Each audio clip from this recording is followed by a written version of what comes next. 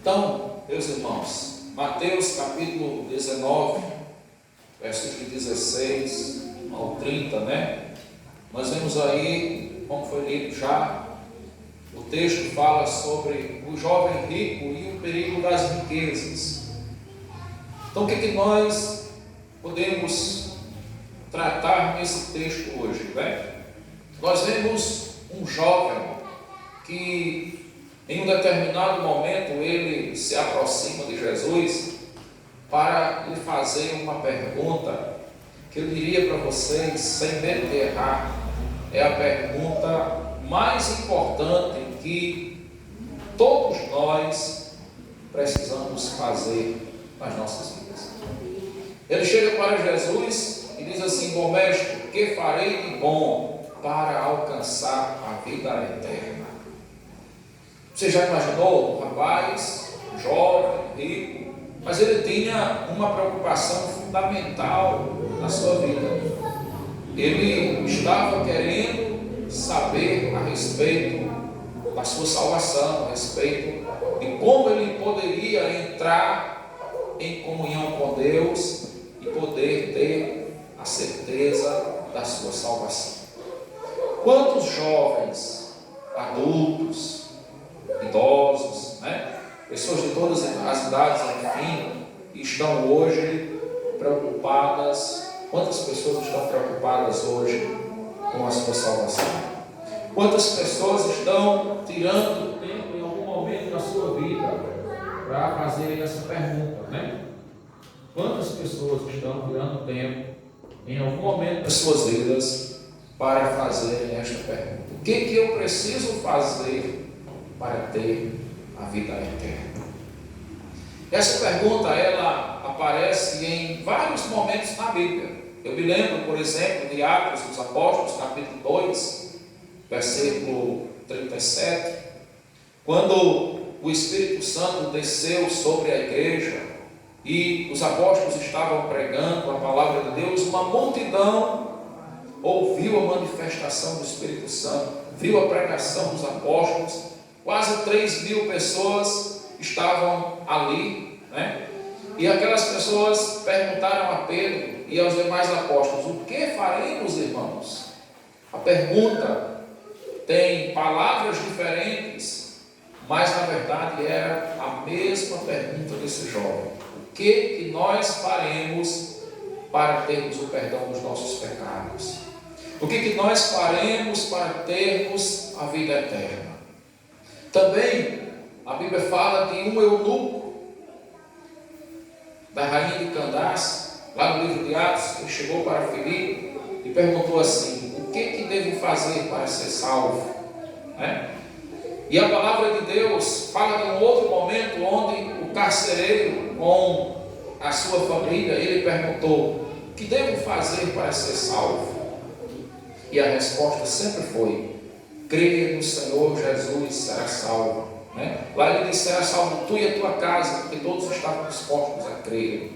Então a fé no Senhor Jesus é a resposta: crer em Jesus. E esse crer não é somente acreditar que Jesus é o Filho de Deus, que Jesus veio nessa terra, que Jesus morreu e ressuscitou pelos nossos pecados, mas é aquela fé que acredita e cumpre o propósito que a palavra de Deus coloca dentro de nós, que recebe Jesus como Senhor e Salvador. Esse jovem aqui do capítulo 19, ele cria que Jesus era o Messias, ele cria que Jesus era o Salvador, mas a sua fé não foi uma fé bíblica, uma fé para a salvação, porque na hora de receber, ele não tomou uma decisão de receber Jesus como Senhor e Salvador da sua vida.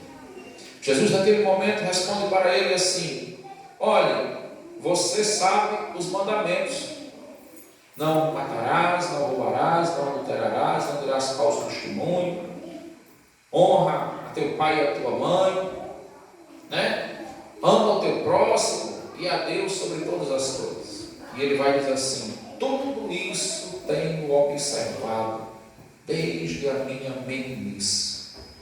Isso quer dizer o quê? Que aquele jovem, ele foi criado na sinagoga, que aquele jovem foi criado, como a gente diz hoje, na igreja.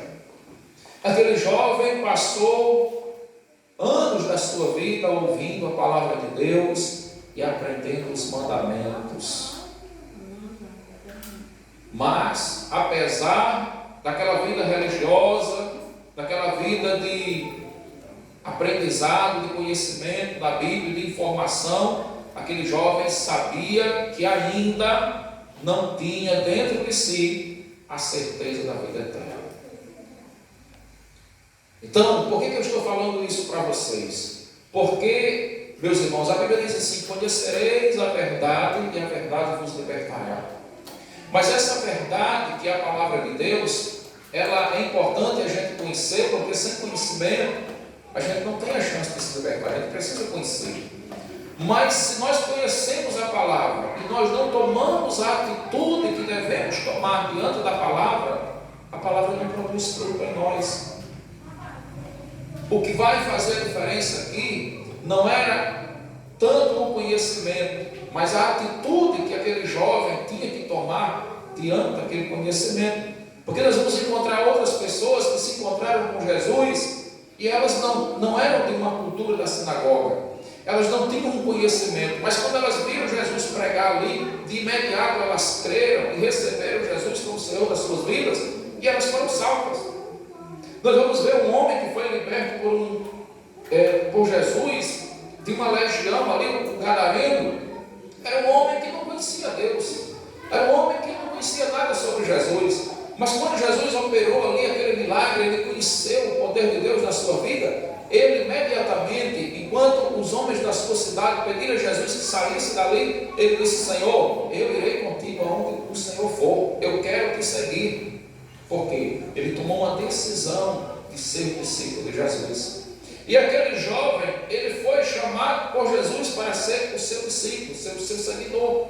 E o projeto de Deus, a obra de Deus na nossa salvação vai acontecer, irmãos, quando nós temos essa coragem de tomarmos uma atitude, de conhecermos a palavra e obedecermos a palavra como o Senhor espera de nós. Então ele disse assim para Jesus: olha, eu conheço todos os mandamentos, desde quando eu era criança, desde pequeno eu conheço os mandamentos, tenho cumprido tudo isso aí. Mas ele sabia que ainda não tinha a salvação. E é verdade, porque Jesus diz assim: uma coisa falta ainda para você. Vá, venda todos os seus bens, venha e me siga, e então você terá o tesouro do céu, E o que acontece? Venha e siga-me, e você terá a riqueza celestial. Jesus chama ele para trocar as riquezas da terra pelas riquezas do céu. E o que Jesus estava colocando diante daquele homem ali, meus irmãos, não era a decisão somente dos seus bens, é porque ele sabia que os seus bens eram o que lhe prendia. A decisão que ele precisava tomar era renunciar. A palavra aqui que está implícita é renúncia. Nós, para podermos tomarmos posse da salvação, nós temos que chegar a um ponto onde nós colocamos Deus em primeiro lugar nas nossas vidas. Enquanto o nosso coração não se dispuser a fazer isso, enquanto a nossa alma não estiver disposta a abrir mão de tudo e colocar o Senhor em primeiro lugar como dono das nossas vidas, nós não estamos prontos para entrarmos no reino de Deus. E aquele jovem, que era um homem materialista, um homem que valorizava muito seus bens, suas riquezas, a Bíblia diz que ele era um homem muito rico. Jesus conhecia o coração dele, sabia que ele estava pegado. Todas as outras coisas ele já tinha renunciado. Ele não se prostituía, ele não roubava, ele honrava seu pai e sua mãe. Mas Jesus falta uma coisa. E enquanto faltar uma coisa, meus irmãos, enquanto uma coisa, por menor que seja, ela estiver tomando o primeiro lugar de Deus nas nossas vidas, nós estamos fora do reino de Deus. Enquanto nós não derrubarmos a última coisa para colocarmos o Senhor lá, nós não estamos prontos para entrarmos no reino de Deus. Talvez aquele jovem, rico como ele fosse, se a sua riqueza não tivesse em primeiro lugar para ele, Jesus não tivesse mandado ele vender a sua riqueza. Jesus tivesse dito simplesmente assim: você está pronto, vem e me siga. Observe que Jesus chega na casa de um homem chamado Zaqueu, e a Bíblia diz que Zaqueu era muito rico. Mas quando Zaqueu ouve a palavra de Deus, a primeira coisa que Zaqueu faz é dizer assim: Senhor, eu vou pegar metade dos meus bens e vou vender. Vou restituir aqueles a quem eu defraudei, né? O Zaqueu já entendeu que a sua riqueza era que lhe afastava de Deus, porque ele foi um homem que era muito rico e ele conseguiu a sua riqueza de forma ilícita, defraudando as pessoas. Ele juntou dinheiro de forma injusta. E quando ele se encontra com o Evangelho, ele vai corrigir exatamente aquilo que lhe afastava de Deus. Então ele diz: eu vou pegar metade dos meus bens, vou vender e vou restituir, vou fazer justiça, vou restituir a todos aqueles a quem eu tenho defraudado. E a outra metade que eu tenho, eu vou também distribuir com os pobres. Ele ainda ia ficar rico, mas a riqueza não lhe impedia mais de servir a Deus. Então Jesus não mandou ele renunciar toda a sua riqueza ali, porque ele ia corrigir, ia ficar com a riqueza justa, né? Mas o Senhor já estava na sua vida em primeiro lugar, e Jesus chega para ele e diz assim: hoje houve salvação nesta casa, porque aqui está um filho de Abraão, e o filho do homem, Jesus, veio buscar e salvar o que se havia perdido. Aquele homem, então, toma essa decisão de seguir Jesus em primeiro lugar, e o resto para ele ficava em segundo plano. Mas esse jovem aqui, ele, apesar de amar os mandamentos, de amar Jesus, de estar preocupado com a vida espiritual, ele não estava disposto a renunciar, a colocar Jesus na sua vida. Ele estava preso. Havia uma prisão espiritual na vida dele. Ele ainda estava amarrado ao materialismo, aos seus bens. Ele ainda não tinha compreendido que a riqueza que Jesus lhe oferecia do céu, a salvação, o tesouro do céu, era muito mais valiosa. A salvação, um tesouro muito mais valioso do que o tesouro que ele tinha na terra. E o que acontece? Simplesmente quando Jesus chama aquele jovem para tomar uma decisão, a Bíblia diz que o jovem entristece. Já pensou?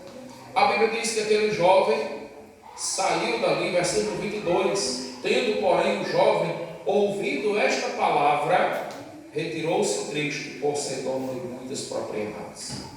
Quantas vezes, meus irmãos, nós fazemos como esse jovem, quando nós ouvimos a palavra de Deus, que diz assim: olha, Deus tem uma bênção para você, a gente diz assim: glória a Deus, aleluia, muita satisfação, obrigado Senhor, olha, Deus tem bênção para a sua família, obrigado Jesus, que maravilha, Deus quer salvar você e sua família, oh, glória a Deus, aleluia.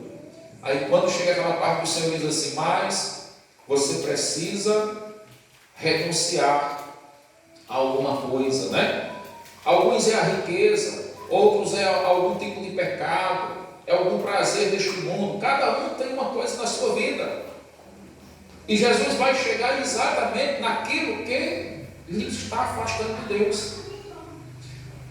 Cada um tem uma situação, e você sabe, quando o Espírito Santo fala com você, você sabe, ele faz você entender exatamente o que é que ele está querendo que você renuncie. E aí, meus irmãos, quantas vezes diante dessa palavra, quando nós entendemos que o Senhor Jesus diz assim: olha, eu tenho um tesouro grande para você lá no céu, o que eu tenho é mais valioso do que qualquer coisa que você possa ter nessa terra. Mas o nosso apego, nessa hora a gente para como aquele jovem, a gente sente aquele choque na nossa alma. Quantas pessoas têm sentido isso? E a gente fica de boca calada. Aquele jovem saiu calado, retirou-se, e a Bíblia diz que ele ficou triste. Aquela alegria, aquele entusiasmo, aquela satisfação de estar guardando os mandamentos, né? Aquela alegria porque ele estava desejoso do céu. Simplesmente aquele jovem se cala, e a Bíblia diz que ele é tomado por uma tristeza, e ele sai dali de cabeça baixa, some da presença de Jesus, e a Bíblia vai dizer o motivo: porque ele era um homem dono de muitas riquezas, tinha muitas propriedades. E essas riquezas, essas propriedades, as coisas desse mundo, aquilo que está tomando lugar na nossa vida, meus irmãos, quantas vezes tem nos impedido de nós termos a verdadeira riqueza, de nós termos a verdadeira felicidade. de nós termos a nossa vida transformada, e aquele jovem, por causa daquele motivo, aquele jovem não teve naquele dia a experiência da sua salvação. Sabe, a Bíblia fala da parábola do semeador, que tem alguns que chegam na beira do caminho, chegam ali tão pertinho, ficam à margem do caminho. Mas estar na beira do caminho não significa estar no caminho. Estava tão pertinho. Aquele homem teve uma oportunidade tão especial na sua vida, porque ele teve a resposta verdadeira. Quantas pessoas estão buscando uma resposta verdadeira, né? Quantas pessoas estão tendo hoje a oportunidade de ter essa resposta verdadeira? Aquele jovem teve a oportunidade de encontrar o próprio Deus, trazendo a verdade para a sua salvação, mas ele não soube aproveitar.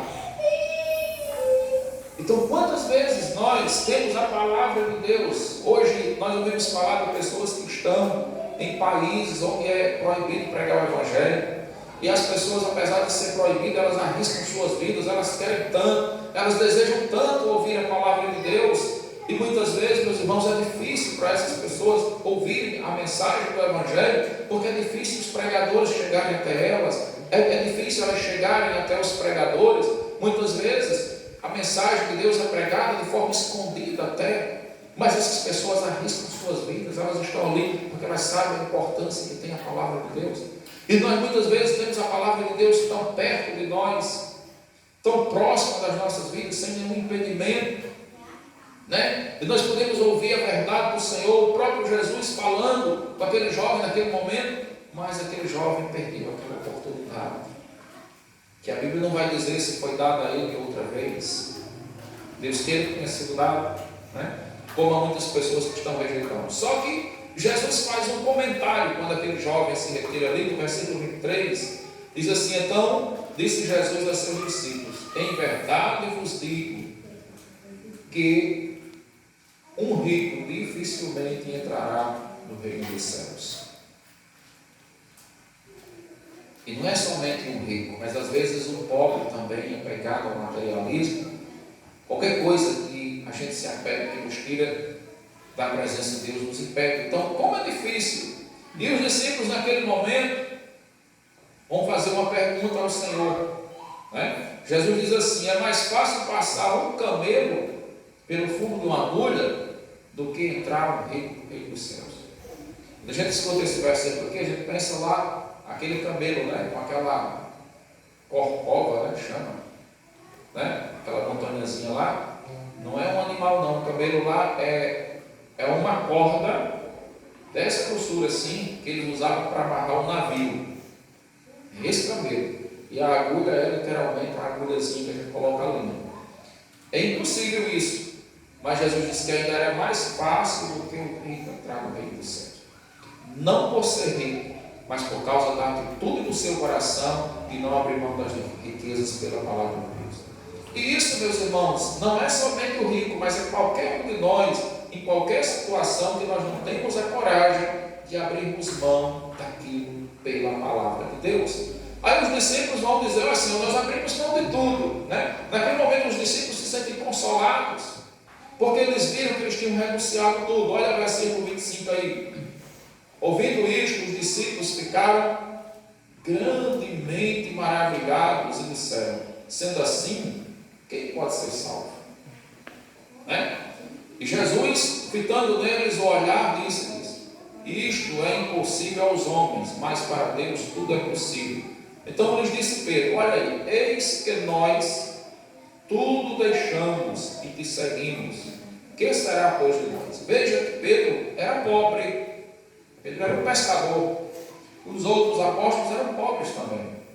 Então o contexto não é a riqueza em si, mas é aquilo que nós não temos a coragem de abrir mão pelo projeto de Deus. Pedro está dizendo: nós discípulos aqui, nós apóstolos, cada um tem uma situação que é importante para nós. Um era a família, o outro era o trabalho, talvez alguns no meio que fosse a riqueza também, né? Ele diz assim: mas nós deixamos tudo.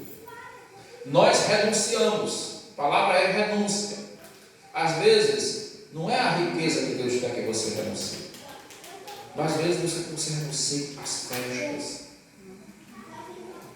as vaquejadas, os forrós, né? Os carnavais, as músicas mundanas, as danças. O que Deus quer que você renuncie hoje? Será que quando você chegou aqui hoje, você fez essa pergunta: Senhor, em algum momento da sua vida, se você fez, Deus está respondendo agora. O que eu preciso fazer para ter a vida eterna? Deus manda você renunciar àquilo que faz você sentir. Aquele jovem já obedecia todos os mandamentos, mas ele sentia o Espírito Santo falar com ele, que por causa da riqueza dele, porque ele estava com o coração preso ali nos seus bens materiais, ele ainda não tinha a vida eterna. Talvez você se sinta como aquele jovem, você diga assim: olha, eu já conheço muita coisa da Bíblia, já conheço partes das Escrituras, mas eu não tenho ainda certeza da vida eterna. Porque a certeza da vida eterna você só passa a ter quando você crê em Jesus, quando você se arrepende dos seus pecados, quando você aceita Jesus como Senhor e Salvador da sua vida. Se for só por conhecer a palavra, uma informação teórica, teológica das Escrituras, você vai conhecer até ficar velho, como Nicodemos. Nicodemos era um mestre da lei. Ele conhecia tantas Escrituras que ele até ensinava o judaísmo. Mas quando ele se encontra com Jesus, ele faz essa mesma pergunta: Senhor, o que eu devo fazer para herdar a vida eterna? Já percebeu como é importante a decisão de aceitar Jesus como Senhor e Salvador da sua vida? Porque se nós não aceitarmos Jesus, ele não entra para fazer morada. Ele diz: aquele que crê em mim, guarda os meus mandamentos. Tem que crer, guardar os mandamentos. Eu e o Pai viremos e faremos nele morada. E o Senhor só entra para fazer morada em nós na hora da nossa conversão. Enquanto nós não abrimos o coração, lá em Apocalipse ele diz assim: eis que estou à porta e bato. Jesus está na porta do nosso coração batendo. Aí ele diz assim: se alguém ouvir a minha voz e abrir a porta, eu entrarei, cearei com ele e ele comigo. Se alguém ouvir e abrir a porta. Às vezes a gente nem ouve, o Senhor está falando com a gente está tão assim, concentrado no mundo, né? Tão ligado naquelas coisas da terra, que o Espírito Santo fala, e a palavra de Deus entra no ouvido, nem percebe o que ele falou com a gente. Mas às vezes a gente ouve. Ele diz: se alguém ouvir e abrir a porta.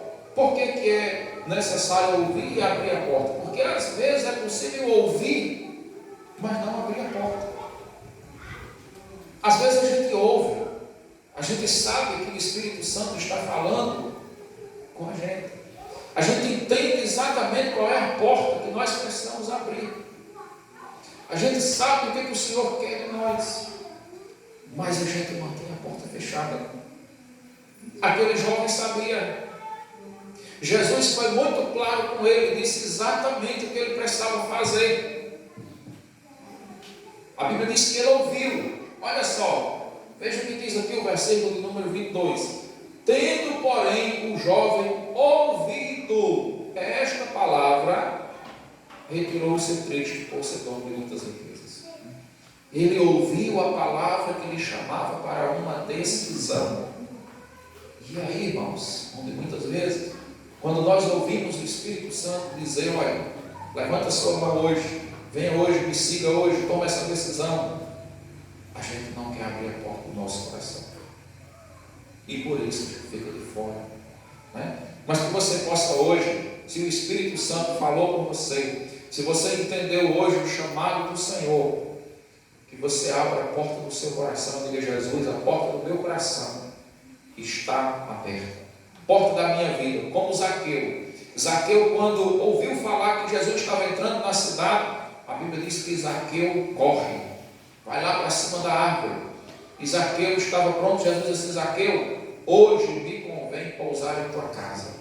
E quando Zaqueu ouviu Jesus dizendo que ia para a porta, ia para a sua casa, a Bíblia diz que Zaqueu desceu uma alegria tão grande naquela árvore ali. Zaqueu ficou surpreso, porque ele nunca imaginava que Jesus ia escolher a casa dele para pousar. Tem tantos outros homens ali de bem, né? Homens de bem. Zaqueu era considerado um pecador, mas Zaqueu era o homem que estava com o coração pronto para reconhecer o seu pecado e reconhecer Jesus como Senhor da sua vida. E talvez você seja aquela pessoa que pensa assim, que você é a pessoa que menos Deus vai querer, que você é a pessoa que menos Deus vai aceitar, que você é a pessoa que menos Deus vai chamar, mas de repente você descobre que você é a pessoa exata que Deus quer, que você é a pessoa exatamente que Deus escolheu, que Deus está lhe chamando, porque Ele quer transformar a sua vida. Mas qual vai ser a atitude do seu coração? A palavra essa é hoje. Como nós agimos diante daquela palavra que Deus coloca diante de nós? Se nós rejeitamos a palavra, a Bíblia diz que nós seremos rejeitados, como aquele jovem foi. Mas se nós recebemos Jesus, recebemos a sua palavra, nós receberemos a glória celestial. Então, os discípulos, só para terminar, Pedro disse assim: olha, Senhor, nós renunciamos tudo, versículo 27. Deixamos tudo e te seguimos. O que será, pois, de nós? Ele queria saber. Queria aproveitar aquele momento para conhecer um pouco mais. Será que você, como crente em Jesus, você tem pensado assim? Mas será mesmo? O que vai acontecer comigo, né, quando Jesus voltar? O que eu vou receber se eu aceitar Jesus como meu Salvador? Será que eu estou apenas mudando de religião? Né? Será que é uma crença a mais? Será que é mais uma opção? E Jesus não é uma opção a mais. Jesus, Ele é a única opção das nossas vidas. Religião por religião pode ser uma opção a mais. De uma para outra, você troca uma pela outra e não quer nem volta, é tudo igual. Mas Jesus não é religião. Jesus é o nosso Salvador. Jesus é diferente, né? Aí Jesus olha para Pedro e diz assim, olha, versículo de número 28. Jesus lhe respondeu: em verdade vos digo que vós, os que me seguistes, quando na majestade o Filho do Homem se assentar no trono de sua glória, olha que lugar, irmãos, também vos assentareis em 12 tronos para julgar as 12 tribos de Israel. Essa promessa que Jesus fez aqui, você vai lá no Apocalipse. João teve essa visão, né? A irmã Ana se lembra, já leu, né?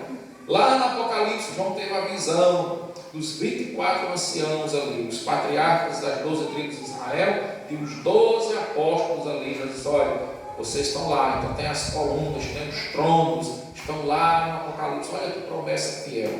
Só que ele diz assim, não é só eles, olha o que ele diz aí para nós também, versículo 29: e todo aquele que tiver deixado casas, ou irmãos, ou irmãs, ou pai, ou mãe, ou mulher, ou filhos, ou campos, por causa do meu nome, receberá muitas vezes mais. Tem uma versão que diz 100 vezes mais, aqui na terra, né? E herdará a vida eterna. Porém, muitos primeiros serão últimos, e muitos últimos serão primeiros. Por que isso? Porque aqueles que estavam tendo a oportunidade de ouvir ali, eram os primeiros que estavam tendo a chance de ouvir o Evangelho. Mas não souberam aproveitar, então ficar como últimos, se eles chegarem lá. E muitos que eram últimos e ouviram o Evangelho depois se tornariam os primeiros, porque iam tomar posse dessa palavra. Você pode fazer parte dos últimos ou dos primeiros hoje. Que você seja dos primeiros que estão sendo salvos e creem na palavra do Senhor. Que Ele lhe abençoe grandemente, em nome de Jesus, né?